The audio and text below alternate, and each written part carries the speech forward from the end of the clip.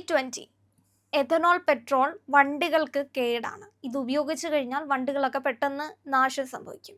ഇതൊരു വ്യാജ വാർത്തയാണ്. അപ്പോൾ ഇതിൻ്റെ ചില വിശദാംശങ്ങളുണ്ട്. എന്തുകൊണ്ടാണ് ഇങ്ങനെ ഒരു വ്യാജ വാർത്ത രൂപപ്പെട്ടത്? ഇങ്ങനെ എഥനോൾ ഉപയോഗിച്ച് കഴിഞ്ഞാൽ ശരിക്കും പ്രശ്നം ഉണ്ടാകുമെന്നൊക്കെ ഉണ്ടോ? ഒരു കാര്യം ചോദിക്കട്ടെ, ഇന്ത്യയുടെ പെട്രോൾ ഇറക്കുമതി എത്ര ശതമാനമാണെന്നറിയാമോ? 90%. അപ്പോൾ എത്ര കോടി രൂപയുടെ പെട്രോളാണ്, ഇന്ധനമാണ് ഇറക്കുമതി ചെയ്യുന്നത്? അപ്പോൾ അത് നമ്മുടെ 90% പെട്രോളിൻ്റെ ആവശ്യം, പെട്രോൾ, ഡീസൽ, ഈ ഇന്ധനങ്ങളെല്ലാം നമ്മൾ ഇറക്കുമതിയാണ് ചെയ്യുന്നത്. അപ്പോൾ അതിൽ 80%, നമ്മൾ പെട്രോൾ വാങ്ങിക്കുമ്പോൾ അതിൽ 80% പെട്രോളും 20% എഥനോളും. അപ്പോൾ 20% പെട്രോൾ പുറത്തു നിന്ന് വാങ്ങുന്നത് കുറഞ്ഞു അല്ലേ? അതാണ് E20. ഇനി E25 ആക്കുമ്പോഴോ 25% കുറഞ്ഞു. ഇനി അടുത്ത 30% ആക്കുമ്പോഴോ 30%ൻ്റെ കുറവ്. അത്രയും പെട്രോൾ കുറച്ച് മതിയല്ലോ നമുക്ക്. അങ്ങനെ പതിയെ E100, അതായത് എഥനോളിൽ ഓടുന്ന വാഹനങ്ങൾ നിർമ്മിക്കാനുള്ള ശ്രമമാണ് ഇത്. മറ്റൊരു കാര്യം കൂടിയുണ്ട്. ഇതുകൊണ്ട് ഗുണം ആർക്കൊക്കെ ഉണ്ടാവും? ഇന്ത്യയുടെ സമ്പത്ത് വെളിയിലേക്ക് പോവില്ല, ഒന്നാമത്തെ. രണ്ടാമത്തെ എന്താണ്? നമ്മളുടെ കൃഷിക്കാർക്ക് വളരെ ഉപയോഗം ഉണ്ടാവും. കാരണം പഞ്ചസാര അതുപോലുള്ള സാധനങ്ങളൊക്കെ ഇതിൻ്റെ നിർമ്മാണത്തിന് വേണ്ടിയിട്ട് ഉപയോഗിക്കപ്പെടും.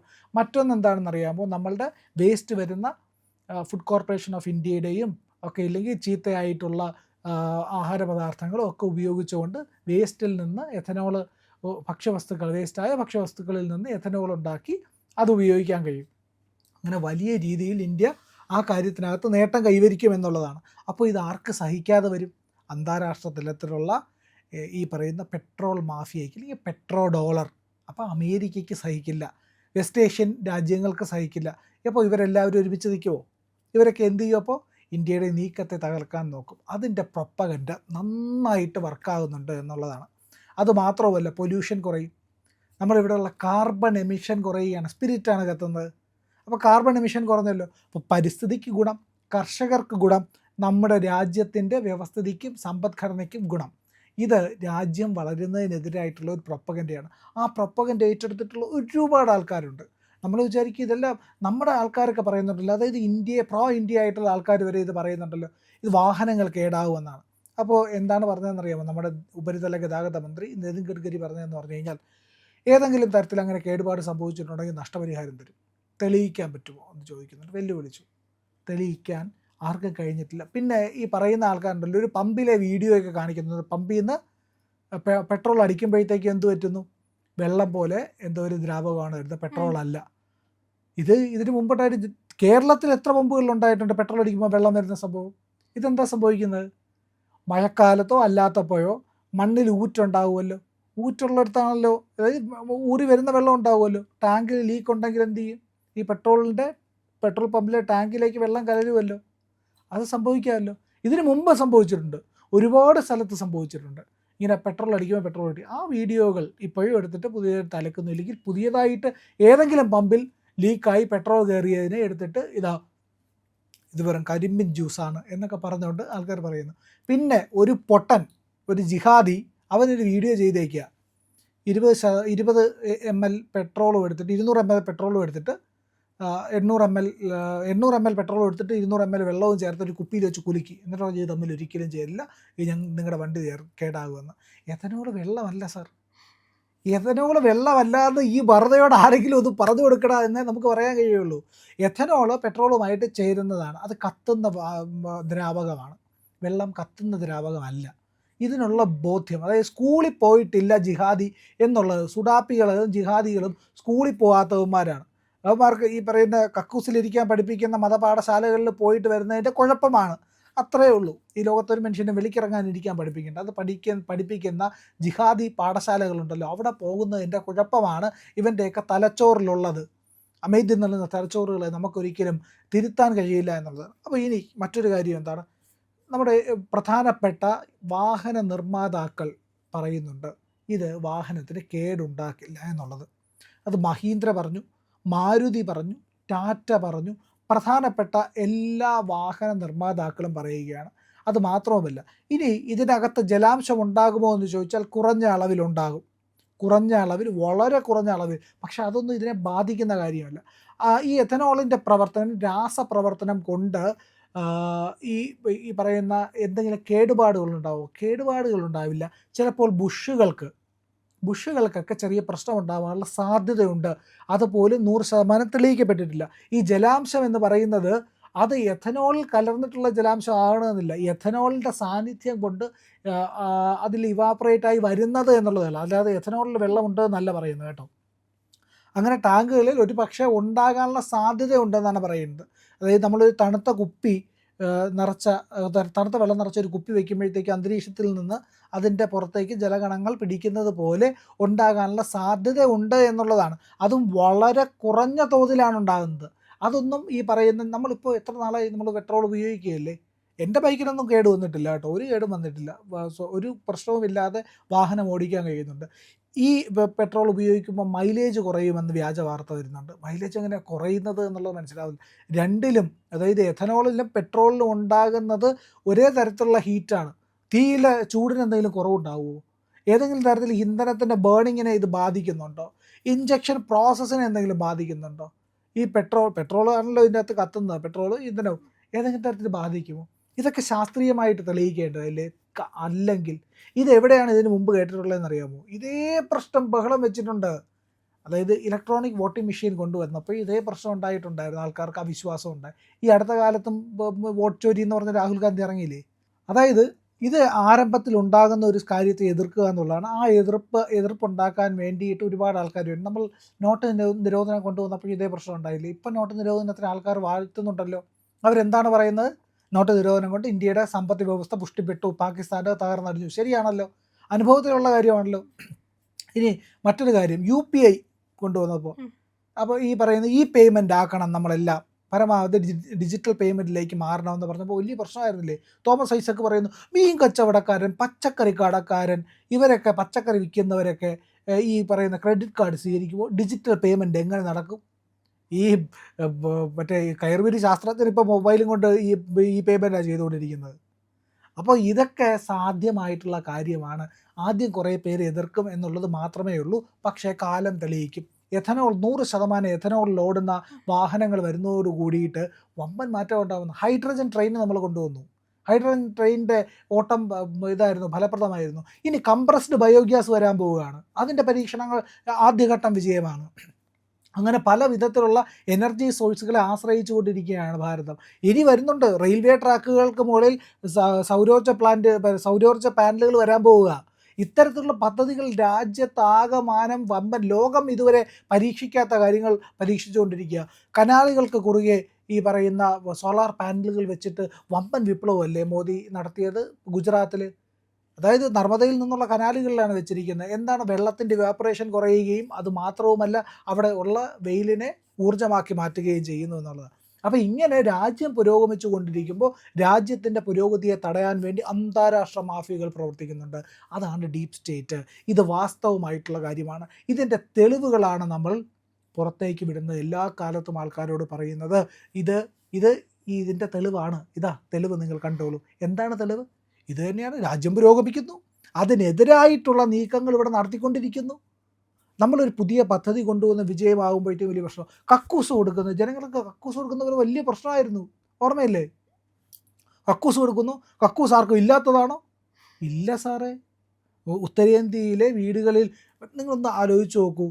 ഈ റായ്ബറേലി, അമേഠി, ഈ 2 മണ്ഡലങ്ങളിലൊന്ന് പോയി നോക്കണം. അവിടുത്തെ ജനങ്ങളുടെ അവസ്ഥ ദരിദ്രമായിരുന്നു, ദരിദ്രം. ഈ മോദി സർക്കാർ വന്നതിന് ശേഷമാണ് അവർക്ക് എന്തെങ്കിലും കിട്ടി തുടങ്ങി. ആരാ അവിടുത്തെ റായ്ബറേലിയിലും ഈ പറയുന്ന അമേഠിയിലും ഒക്കെ സ്ഥിരമായി ജയിച്ചുകൊണ്ടിരുന്നത്? നെഹ്റു രാജാക്കന്മാരുടെ കുടുംബത്തിലുള്ള ആൾക്കാരല്ലേ. ഇന്ദിരാഗാന്ധിയും സോണിയാഗാന്ധിയും രാഹുൽ ഗാന്ധിയും ഒക്കെ അല്ലേ അവിടെ നിന്ന് ജയിച്ചുകൊണ്ടിരുന്നത്. എന്നിട്ട് എന്തേ അവിടുത്തെ ജനങ്ങൾക്ക് കക്കൂസ് പോലും നേരെ കൊടുക്കാത്തത്? മാതൃകാപരമാക്കണ്ടേ? അവിടെയാണ് ഏറ്റവും ഗംഭീര വികസനം. കണ്ടോ, ഞാൻ മാതൃക കാണിച്ച കോൺഗ്രസ് എംപിമാരെ നിങ്ങൾ ഇതുപോലെ കാണിക്കൂ എന്ന് പറയണ്ടേ? അങ്ങനെ മാതൃക കാണിക്കാനൊന്നും ഇല്ലായിരുന്നു അവിടെ ഇപ്പോഴാണ് വല്ലതുമൊക്കെ എത്തി തുടങ്ങിയത്. ഈ അടുത്ത് LPGയുടെ പ്രതിസന്ധി ഉണ്ടായി. എല്ലാവരും ബൾക്ക് ബുക്ക് ചെയ്ത് LPG സിലിണ്ടറുകൾ കിട്ടാതായി. അപ്പോൾ കോൺഗ്രസ് നേതാക്കന്മാർ വന്നിട്ട് പറഞ്ഞില്ലേ, കണ്ട തെണ്ടിക്കും പിച്ചക്കാരനും ഒക്കെ നിങ്ങൾ സൗജന്യമായി ഗ്യാസ് സിലിണ്ടർ കൊടുത്തു, അതുകൊണ്ടാണ് ഗ്യാസ് സിലിണ്ടർ ക്ഷാമം ഉണ്ടായതെന്ന്. അതെ, അവരെ സംബന്ധിച്ചിടത്തോളം ദളിതൻ, ആദിവാസി, സാധാരണക്കാരായിട്ടുള്ള മനുഷ്യർ, ചേരിയിൽ ജീവിക്കുന്നവർ, ഇവരൊക്കെ പിച്ചക്കാരാണ്. മനസ്സിലായില്ലേ? അപ്പോൾ ഇവർ തെണ്ടികളാണ്. അവൻ ചെമ്മാനും ചെരുപ്പ് കുത്തിയാണ് അവർക്കൊക്കെ എന്തിനാണ് നിങ്ങൾ ഗ്യാസ് കൊടുത്തത്? അവൻ കൽക്കരി കത്തിച്ചോളും. കൽക്കരി കത്തിച്ച് അവൻ പാലൊക്കെ തിളപ്പിച്ചോ അല്ലെങ്കിൽ പച്ചവെള്ളം തിളപ്പിച്ച് പിള്ളേർക്ക് കൊടുത്തോളും. നിങ്ങൾ എന്തിനാ അവർക്ക് 80 കോടി ജനങ്ങൾക്ക് നിങ്ങൾ എന്തിനാണ് ആഹാരം കൊടുക്കുന്നത്? അന്നം സൗജന്യമായി വിതരണം ചെയ്യുന്നത് എന്തിനാണ്? രാജ്യത്ത് വലിയ പ്രതിസന്ധി ഉണ്ടാക്കില്ലേ ഇത് ചോദിച്ചതാണ്. ആര് ചോദിച്ചു? കോൺഗ്രസ് ചോദിച്ചതാണ്. കോൺഗ്രസ് നിരന്തരം ചോദിച്ചുകൊണ്ടിരുന്നത് നിങ്ങൾ എന്തിനാണ് ഇവർക്കെല്ലാം ഇവിടെ സിമൻറ്റിൻ്റെയും നിർമ്മാണ സാമഗ്രികളുടെയും വില കൂടി.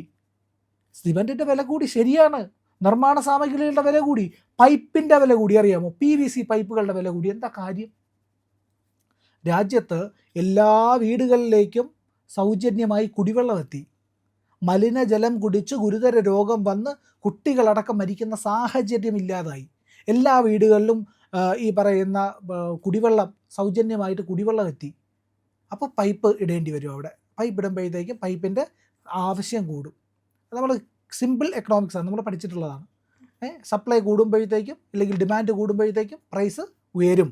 അത് സിമ്പിൾ എക്കണോമിക്സാണ്. ഇതേ സംഭവിച്ചിട്ടുള്ളൂ. ഇന്ത്യയിൽ എല്ലാ വീടുകളിലേക്കും കക്കൂസുകൾ നിർമ്മിച്ചു, എല്ലാ വീടുകളിലേക്കും പൈപ്പ് കണക്ഷൻ കൊടുത്തു, എല്ലാ വീടുകളിലേക്കും ഗ്യാസ് സിലിണ്ടർ കൊടുത്തു. അങ്ങനെയൊക്കെ വരുമ്പോഴത്തേക്ക് ഈ സാധനങ്ങളുടെ വിലയൊക്കെ മാറും. ഡിമാൻഡ് സപ്ലൈ ആശ്രയിച്ചാണ് ഇരിക്കുന്നത്. മാർക്കറ്റാണല്ലോ, അത് ബാധിക്കും. ഇതൊക്കെ ചെയ്തത് വലിയ അപരാധമാണ്. അപ്പോൾ ഇങ്ങനെ ചെയ്യാൻ പാടില്ല. ഇങ്ങനെ ചെയ്തില്ലായിരുന്നു ഇതിനൊക്കെ വില കൂടില്ലായിരുന്നു. കൺസ്ട്രക്ഷൻ മേഖലയിൽ ഇതുകൊണ്ട് തന്നെ വിലക്കയറ്റം ഉണ്ടായി. ഒന്ന് ആലോചിച്ച് നോക്കൂ, കോടിക്കണക്കിന് കക്കൂസ് നിർമ്മിക്കുമ്പോഴത്തേക്കും പിന്നെ സിമെൻറ്റും മണലും കട്ടയും ഒക്കെ ചിലവാകില്ലേ? അപ്പോൾ ഇതിൻ്റെ വില ഉയരില്ലേ? സ്വാഭാവികമായിട്ട് വരും. ക്ലോസറ്റിൻ്റെ വില ഉയരില്ലേ? കാരണം മനുഷ്യരായി ജീവിക്കാൻ തുടങ്ങിയത് ഈ 2014 മുതലാണ് ഇന്ത്യയിൽ. അവർക്കപ്പോഴാണ് ജീവിതം ഉണ്ടായി തുടങ്ങിയത്, സാധാരണക്കാരന് ഗ്യാസ് കിട്ടിയത്. അതുപോലെ സാധാരണക്കാരൻ്റെ വീട്ടിലേക്ക് വാഹനങ്ങൾ എത്തുന്നു. ആ വാഹനങ്ങൾ ഈ പറയുന്ന ഇന്ധന വില കുറയില്ലേ? കുത്തനെ കുറയും. ഈ 100 പെട്രോൾ വരുമ്പോൾ 100% എഥനോൾ ഉപയോഗിക്കാൻ കഴിയുന്ന വാഹനങ്ങളിലേക്ക് വരുമ്പോഴത്തേക്കുമേ ടാക്സ് കുറയും. ഈ 80 ആയാൽ തന്നെ, അതായത് എഥനോൾ 80% ആയാൽ തന്നെ വില കുറയും. ഈ 100 വരുന്നതേ ഉള്ളൂ, അതിൻ്റെ കുറച്ചുകൂടെ സമയമെടുക്കും. ഈ 80 പെട്രോൾ ഇല്ലെങ്കിൽ ഈ 30 വരുമ്പോഴത്തേക്കും തന്നെ പെട്രോളിൻ്റെ വില വലിയ രീതിയിൽ കുറയുകയാണ്. ഈ 80 പെട്രോൾ വരുമ്പോഴത്തേക്ക് 20% പെട്രോൾ ചേർക്കുന്നുള്ളൂ, 80% എഥനോളാണ്. അത് ചേർക്കുമ്പോൾ എന്താ സംഭവിക്കുന്നതെന്ന് അറിയാമോ? കേന്ദ്രത്തിൻ്റെ ടാക്സ് കുറയും. 20% പെട്രോളിലേ ഉള്ളൂ. 20% പെട്രോളിൻ്റെ വില കൊടുത്താൽ മതിയില്ല. ആ ടാക്സ് ഞങ്ങൾ 0 ആക്കുന്നു, കേന്ദ്ര സർക്കാർ പറഞ്ഞിട്ടുണ്ട്. അപ്പോൾ എന്ത് ചെയ്യും? സംസ്ഥാന സർക്കാർ കുറയ്ക്കണം. 50 രൂപയ്ക്ക് പെട്രോൾ കിട്ടും. മോദി പറഞ്ഞത് ശരിയാണ്.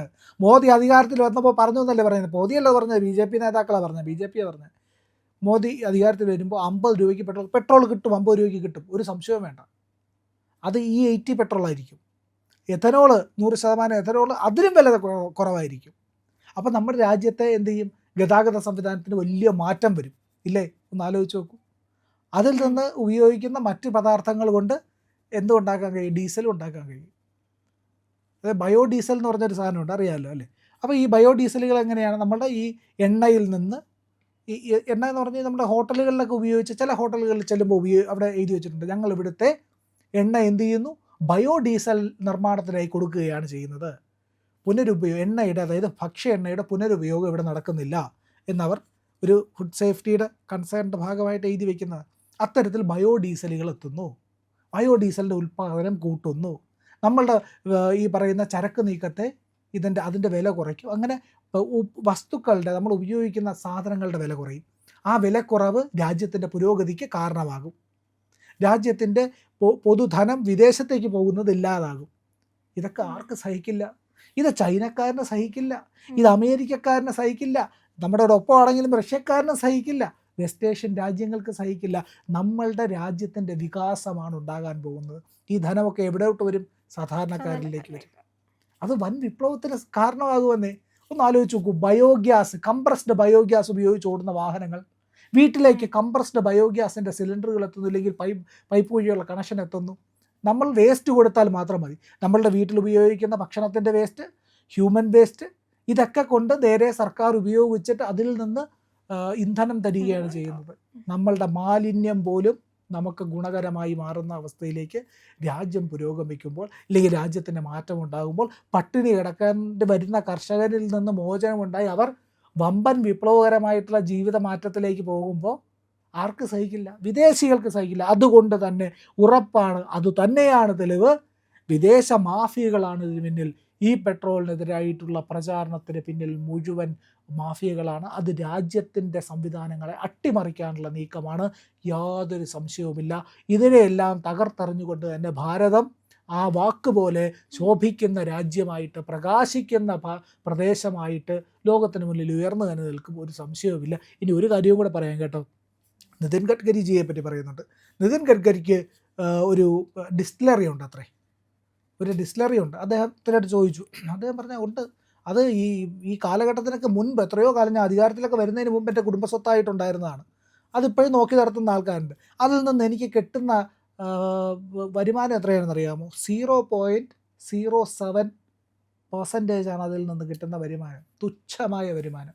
അത് ഡിസ്റ്റിലറി നടത്തുന്ന ആൾക്കാരോട് ചോദിച്ചറിയാം അതിൽ നിന്നുണ്ടാകുന്ന ലാഭം എത്ര, വരുമാനം എത്ര, അതിൽ നിന്ന് ലഭിക്കുക. അപ്പോൾ അതിൻ്റെ ആ വരുമാനത്തിൻ്റെ 0.7%.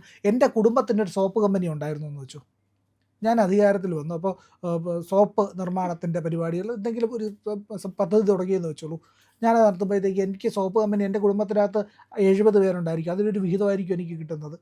ഇവിടെ ചെയ്യുന്ന പ്രവൃത്തിയുമായിട്ട് അത് അഥവാ ബന്ധമുണ്ടെങ്കിൽ കൂടിയും ആ പ്രവർത്തനം ജനങ്ങൾക്ക് ഗുണകരമാണെങ്കിൽ നിർത്തിവെക്കണം. അപ്പോൾ അതാണ് ചെയ്യുന്നത് എന്നാണ് പറഞ്ഞു വരുത്തുന്നത് എന്നുള്ളതാണ്. ഡിസ്റ്റിലറികൾ ഇവിടെ എത്ര കമ്പനികളുണ്ടെന്ന്, ആയിരക്കണക്കിന് കമ്പനികളുണ്ട് ഭാരതത്തിൽ. മദ്യത്തിൻ്റെ ആവശ്യത്തിന് പല കാര്യങ്ങൾക്കുമായിട്ട് പ്രവർത്തിക്കുന്ന ഡിസ്റ്റിലറി. മദ്യം മാത്രമല്ല കേട്ടോ, ഇവിടെ മദ്യം പെട്രോളിൽ ചേർക്കുന്നു എന്നുള്ള പ്രചാരണം പോലും നടത്തുന്നത് ഭ്രാന്തന്മാർ. മദ്യത്തിന് മാത്രമല്ല സാർ ഈ പറയുന്ന എഥനോളും ഈ പറയുന്ന സ്പിരിറ്റും ഒക്കെ ഉപയോഗിക്കുന്നില്ല, ഡിസ്റ്റിലറികൾ പ്രവർത്തിക്കുന്നത് മരുന്നിന് വേണ്ടിയിട്ടുമുണ്ട്. അപ്പോൾ ഇതുപോലുള്ള ഒരുപാട് കാര്യങ്ങൾക്ക് ഗുണകരമാകും നമ്മളുടെ ഈ വളർച്ച എന്നുള്ളതാണ്. ആ വളർച്ചയെ തിരിച്ചറിയാൻ കഴിയാത്തവർ വിദേശ മാഫിയകൾക്കൊപ്പം നിന്ന് രാജ്യത്തിനെതിരെ പ്രവർത്തിക്കുകയാണ്. വ്യാജ പ്രചാരണം എന്ന് പറയുന്നതും രാജ്യദ്രോഹമായിട്ട് തന്നെ കണക്കാക്കേണ്ടി വരും. പ്രിയമുള്ളവരെ, നമ്മുടെ ചാനൽ ഒരുപാട് പേർ കാണുന്നുണ്ട്. കാണുന്നവരോടെല്ലാം നമുക്ക് വലിയ സ്നേഹവുമുണ്ട്. അവരൊക്കെ നമ്മുടെ ചാനലിനെ കുറിച്ച് ഒരുപാട് പേരോട് പറയുന്നുമുണ്ട്. പക്ഷേ ഒരു കാര്യം, നമ്മൾ കാണുന്നവരുടെ എണ്ണം അനുസരിച്ച് ചാനലിൻ്റെ സബ്സ്ക്രിപ്ഷൻ കൂടുന്നില്ല. എന്താ കാര്യം എന്നറിയാമോ? നമ്മൾ കണ്ടിട്ട് അങ്ങ് പെട്ടെന്ന് തിരിച്ചു പോവുക. പക്ഷേ കണ്ടതിന് ശേഷം ഒരു നിമിഷം നിൽക്കുക.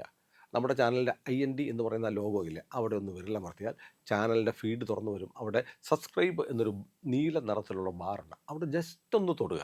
തൊട്ടടുത്തൊരു മണിയുടെ ചിത്രമുണ്ട്, ബെല്ലൈക്കൺ, അവിടെ ഒന്ന് തൊട്ടാൽ നിങ്ങൾക്ക് നമ്മുടെ എല്ലാ വീഡിയോകളും കാണാനുള്ള നോട്ടിഫിക്കേഷൻ കിട്ടും. മാത്രമല്ല ചാനലിൻ്റെ ഒരു സബ്സ്ക്രൈബറായി മാറുകയും ചെയ്യും. അത് ഞങ്ങൾക്ക് വലിയ സഹായമായിരിക്കും. ഉറപ്പായിട്ടും അത് ചെയ്തിട്ടില്ല എങ്കിൽ ഇപ്പോൾ തന്നെ ഒന്ന് ചെയ്യണേ.